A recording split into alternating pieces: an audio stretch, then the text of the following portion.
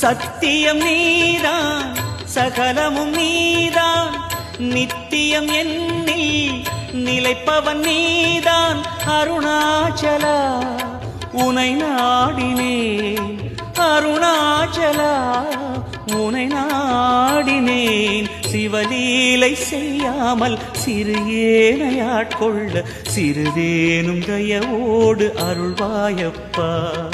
சிறிதேனும் தயவோடு பிரம்மனும் மாலும் பூஜித்த லிங்கம் களங்கம் இல்லா ஜோதி சுடலிங்கம் பிறவி பெறும்